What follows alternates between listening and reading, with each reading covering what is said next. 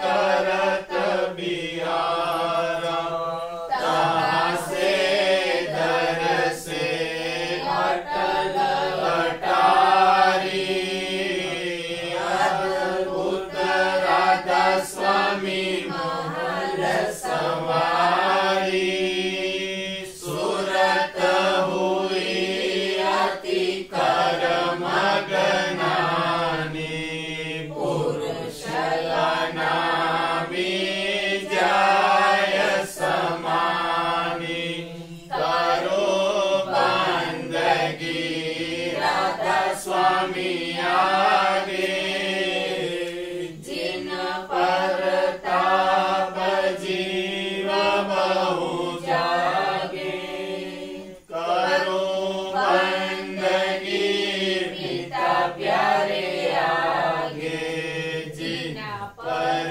ताप जीव बहु जागे राधा स्वरा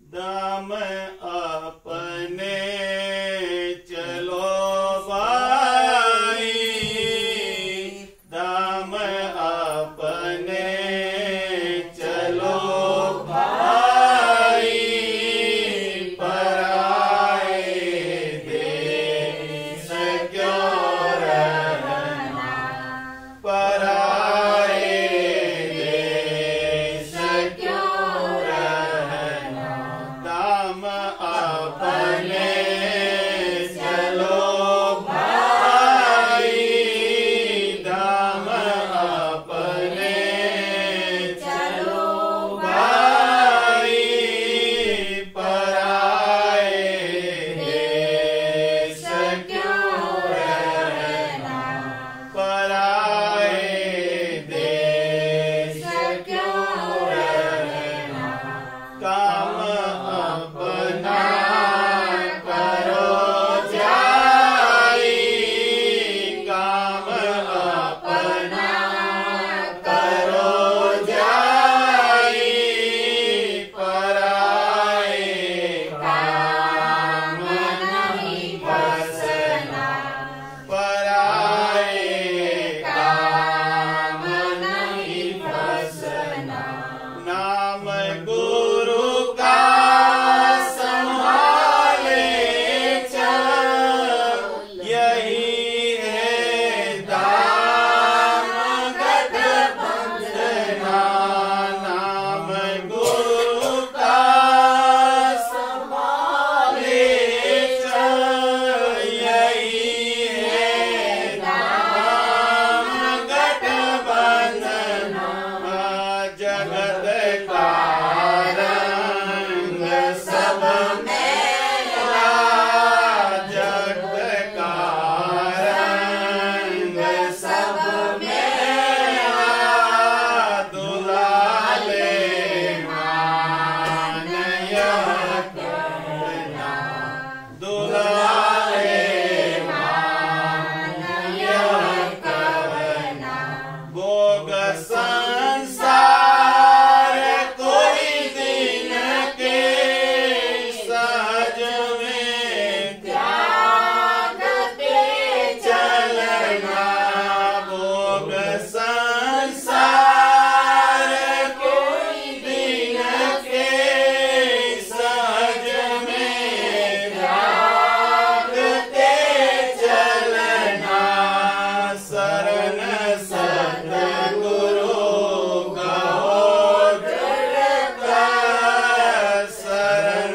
सतगुरु कहो दृढ़ कर शरण सतगुरु कहो दृढ़ कर करो यह काज पिलरना करो यह काज पिलरना सूरत मन काम अब घट में पकड़ धुन ध्यान कर गगना सूरत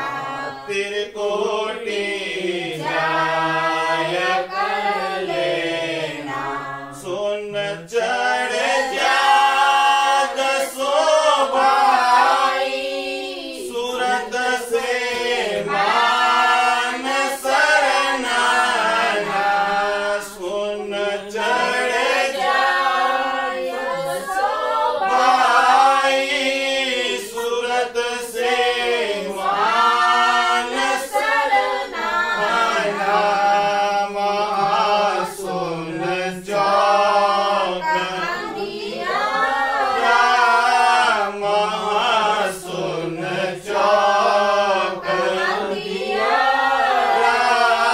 वहाँ से जा गुफा बसना, वहाँ से जा गुफा बसना, लोक ज्योति चलो सज के गहो वहाँ जाए धुन बीना, लोक ज्योति चलो सज के गहो वहाँ जाए धुन बीना, अलख और अगम के पारा, अलख और अगम के पारा, अजब एक महाल दिखलाना, अजब एक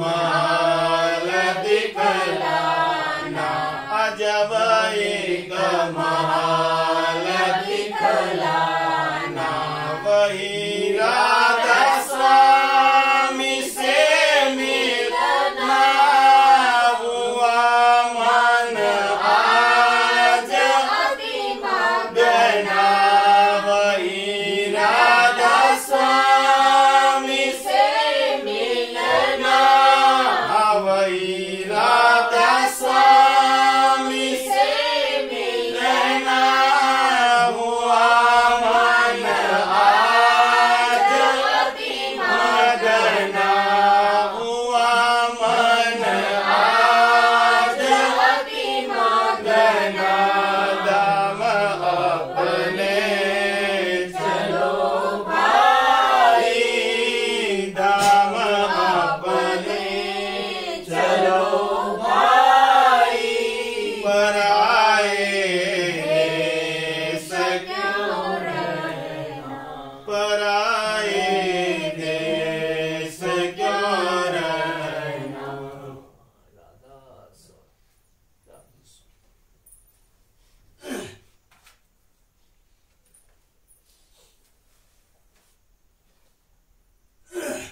आनंद मंगल आज साज सब आरत लाई, आनंद मंगल आज साज सब आरत लाई, राधा स्वामी हुए दयाल काल दर दूर भाई, राधा स्वामी हुए दयाल काल डर दूर भाई, राधा स्वामी हुए दयाल काल डर दूर भाई, सुखमन थाल सजाय बंक की खोल की वाड़ी, बंक की खोल की वाड़ी,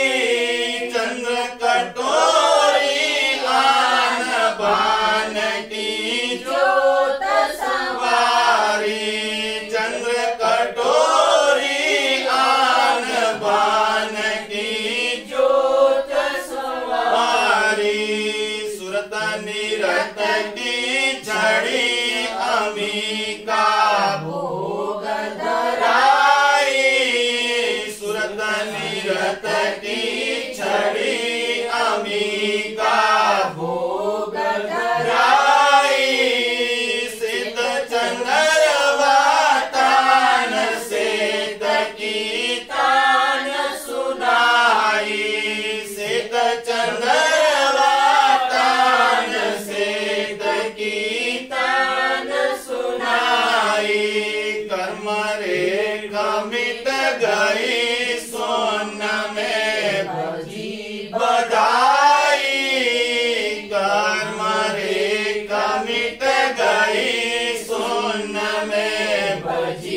बधाई, सुन में बजी बधाई। स्वामी कृपा करी रूप अद्भुत दर्शाई, स्वामी कृपा करी रूप अद्भुत दर्शाई। सतनाम धुन अगम ये बिच आन समाई, सतनाम धुन अगम ये बिच आन समाई। काया नगर मंजार पुरुष की फिरी दुहाई, काया नगर मंजार पुरुष की फिरी दुहाई।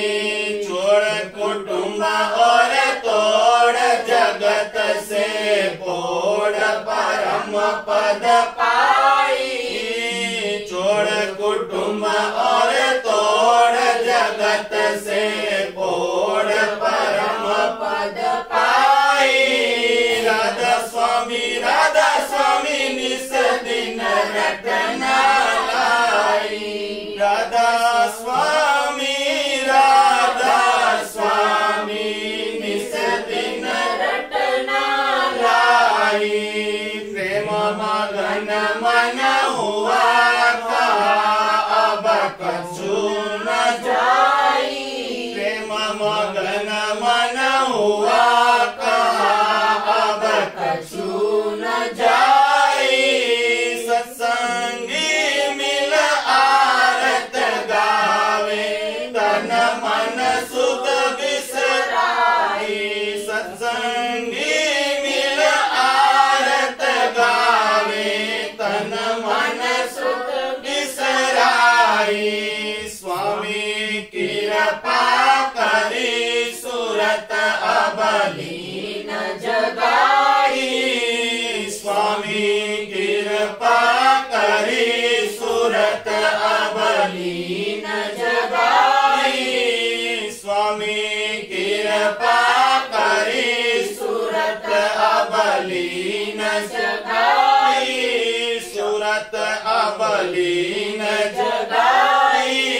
सत अगम का वेद दीन सतगुरु दर्शाई, शब्द अगम का वेद दीन सतगुरु दर्शाई। उमंग उमंग कर उमंग उमंग कर आरत गाई, उमंग उमंग कर उमंग उमंग कर आरत गाई। पंच शब्द धुन पंच शब्द धुन पूरन आई, पंच शब्द धुन पंच शब्द धुन पूरन आई। आनंद मंगल आज साज सब आरत लाई, आनंद मंगल आज साज सब आरत लाई, साज सब रत लाई। राधा स्वामी हुए दयाल काल डर दूर बहाई, राधा स्वामी हुए दयाल काल डर दूर बहाई।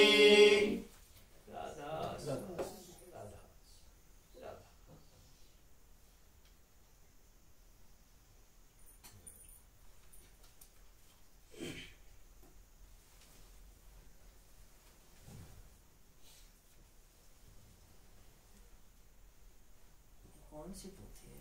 सार वचन और सार वचन।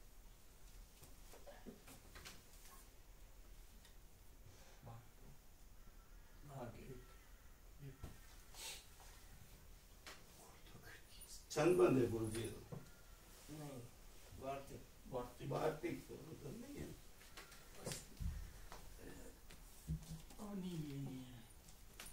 ये रहा उनका दे दो।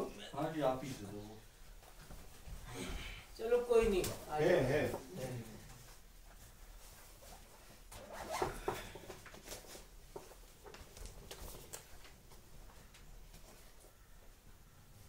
सार वचन पोथी जो कि राधा स्वामी मत का सार है,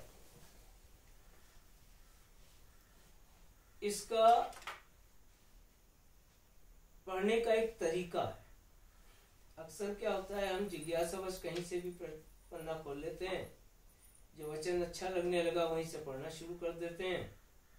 ये तरीका गलत है, क्योंकि इससे मन में बड़े कंफ्यूजन पैदा होते हैं।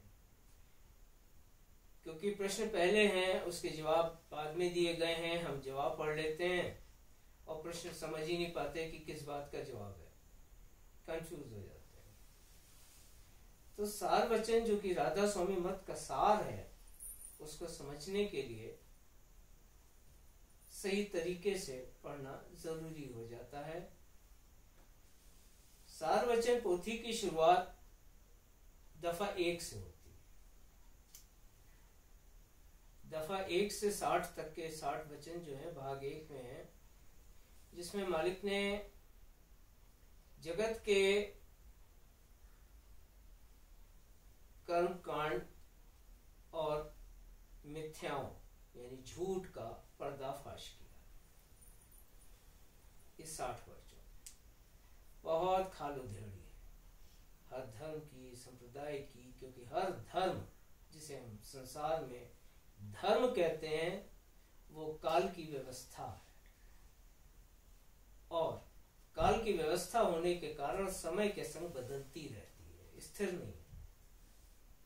आज हम जिन परंपराओं का अगर हिंदू धर्म में पालन कर रहे हैं, तो आज से 100 साल पहले वो परंपराएं कुछ और थीं, 500 और 1000 साल पहले कुछ और थीं। और बदलाव ऐसा आ जाता है कि जो रामायण और महाभारत काल में उचित था, आज के जगत में वो सर्वथा अनुचित है। तो क्या रामायण और महाभारत काल में अनुचित हो रहा था? नहीं, वो उस समय के अनुसार उचित था। ये धर्म की परिवर्तनशीलता है जो समय के संग बदलता है, क्योंकि समय यानी काल का अंग है धर्म। काल अपने हिसाब से, अपने मुताबिक धर्म को परिवर्तित करता रहता है और जीव को उसमें फंसा कर नचाता रहता है, जैसे मदारी का बंदर।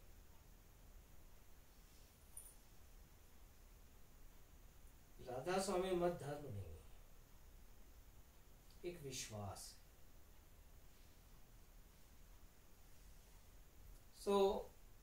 भाग 2 में समद हुजूर स्वामी जी महाराज ने राधा स्वामी मत की व्याख्या करी है। पर जैसे मैले बर्तन में दूध नहीं डाला जाता, तो हमारे मन के बर्तन को की मैल को साफ करने के लिए भाग 1 के 60 वचन हैं। जिनको ये समझ में आ गए वो भाग 2 को समझ सकते हैं। अगर भाग 1 की समझ ना आई तो भाग 2 कभी समझ में आ नहीं सकता। पर भाग 1 और भाग 2 से शुरुआत नहीं होती, शुरुआत उससे पहले होती है। कोई भी हम सामान्य जीवन में देखते हैं, कर्मकांड में भी पंडित जी को कथा पूजा हवन कराते हैं तो पहले संकल्प दिलाते हैं कि कुछ हो जाए, इस पूजन को मैं बीच में नहीं छोड़ूंगा, पूरा करूंगा। मंत्र पढ़ते हैं, घास की वो मुंदरी पहना देते हैं, संकल्प हो गया, पानी वानी लो, ऐसे ऐसे करो, संकल्प हो गया कि अब मैं इस कथा पूजन हवन को बीच में नहीं छोड़ूंगा। राधा स्वामी मत के इस सार वचनों की शुरुआत भी संकल्प से होती है।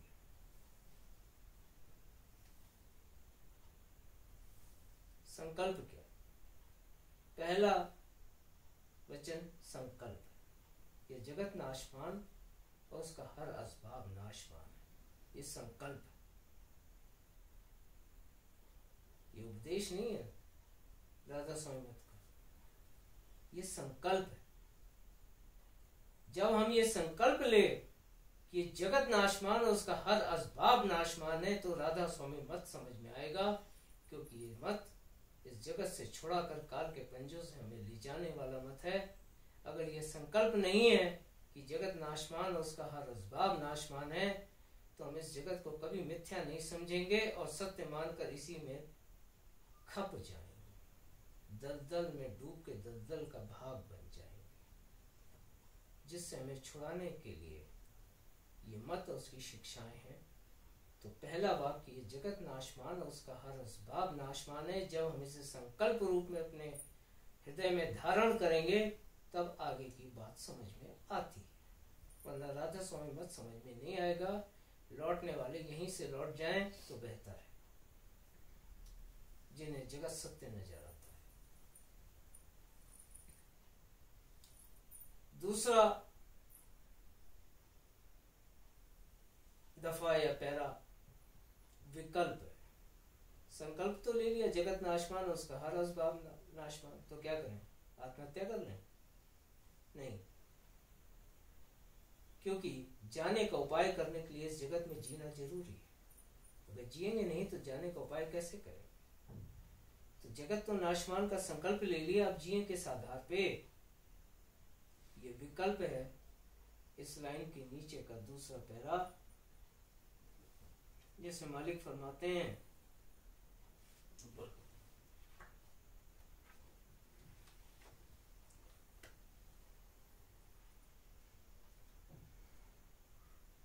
अक्लमंद यानी चतुर मनुष्य वो है जिसने इसके कारोबार को अच्छी तरह से जांच करके जांच कैसे करें? जब जगत में रहेंगे और जगत में रहकर जगत के अनुसार व्यवहार करें, तभी भले बुरे की तमीज आएगी। जगत से अलग रहकर, विरक्त होकर, त्याग करके जगत के भले और बुरे की समझ नहीं आ सकती। हम जांच नहीं कर सकते क्या सही है, क्या गलत है, क्या उचित है, क्या अनुचित है। तो मालिक फरमाते हैं कि अक्लमंद और चतुर मनुष्य वो है जिसने इसके कारोबार यानी जगत में जो कुछ भी कार्रवाइयां हो रही हैं उसको अच्छी तरह से जांच करके, यानी उसके संग व्यवहार और बर्ताव करके, और उसको यानी कल्पित और मिथ्या जानकर, जब ये समझ में आ जाए कि जगत में कोई किसी का नहीं है, सब मतलब के यार जो आज है वो कल नहीं रहेगा, यानी मिथ्या और झूठ है, स्थिर कुछ भी नहीं है।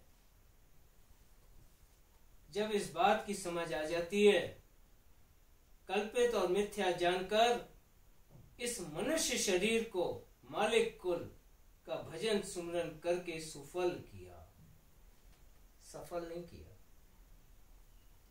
सुफल किया।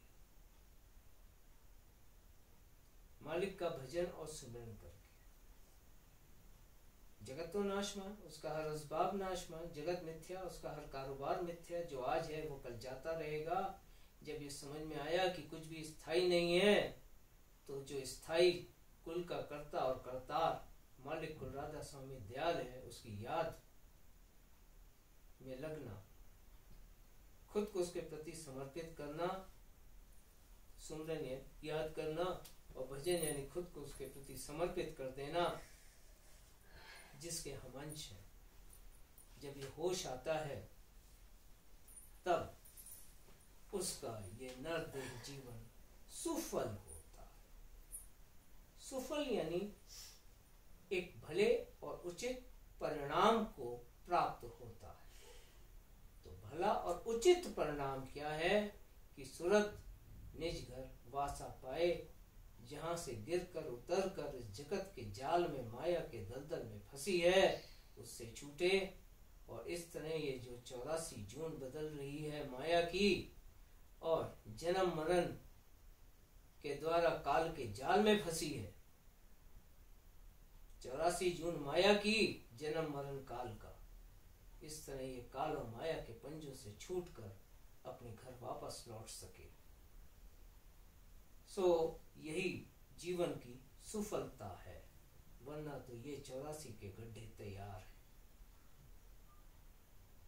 और जो चीजें उस कर्ता ने अपनी दया से इस नरदेही में दी हैं, जो चीजें उस दयाल ने इस नरदेही में दी हैं, ये किडनी लिवर हार्ट नहीं,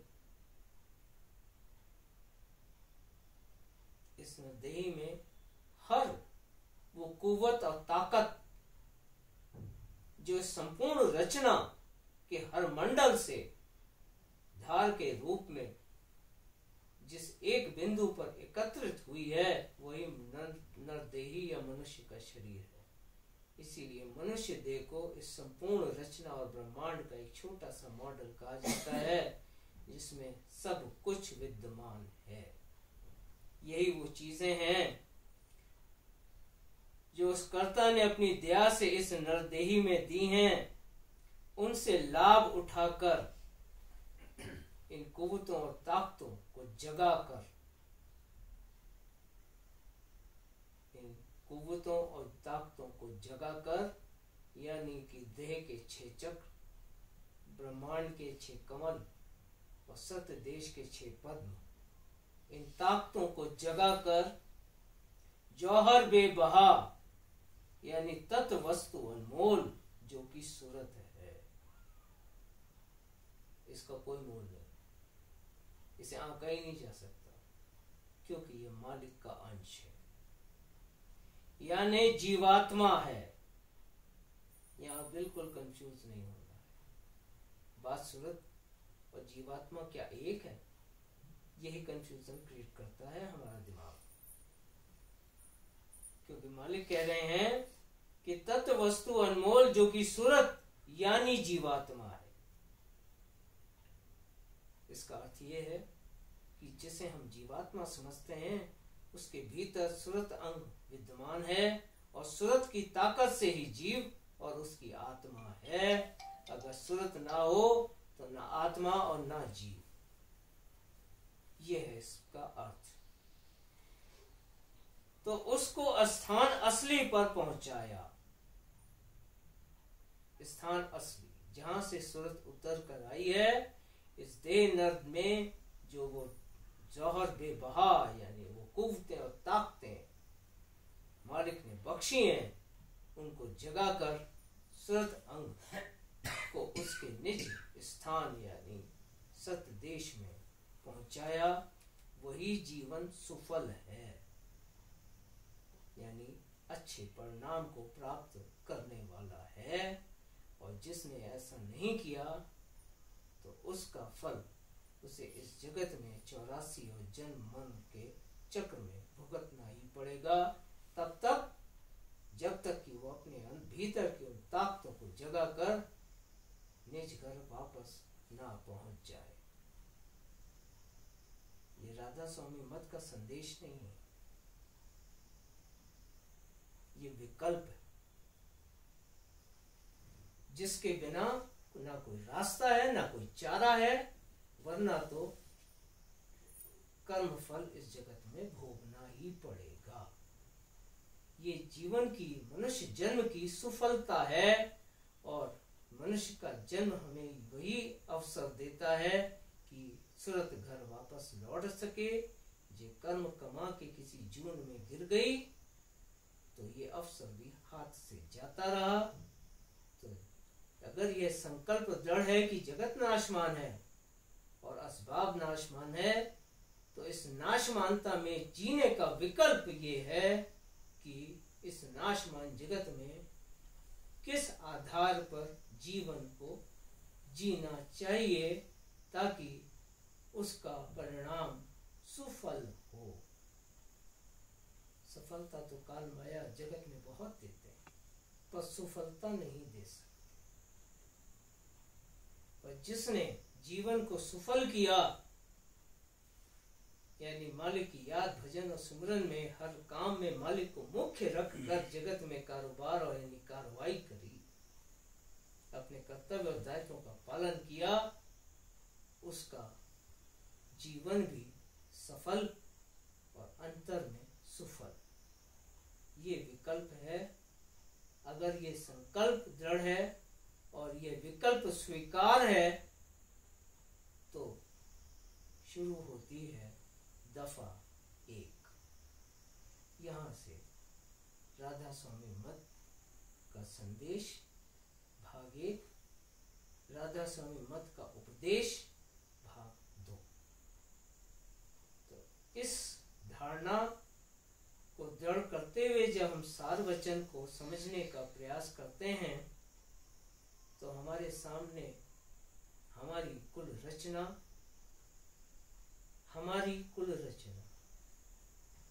और इसी में सब छुपा है, हमारी कुल रचना। यानी कुल रचना जो हम में समाई हुई है वो प्रकट होती है और हम स्वयं यानी स्वमय, स्वयं का मतलब स्वमय, स्वयं का मतलब कुल कर्तार मालिक दाता दयाल, मय का मतलब उसकी अंश यानी सूरत से परिचित होते हैं और हमारे भीतर सूरत अंग जागता है। राधा बार बार करो बिनती राधा स्वामी आगे, दया करो दाता मेरे चित चरण न लागे, जन्म जन्म रही भूल में नहीं पाया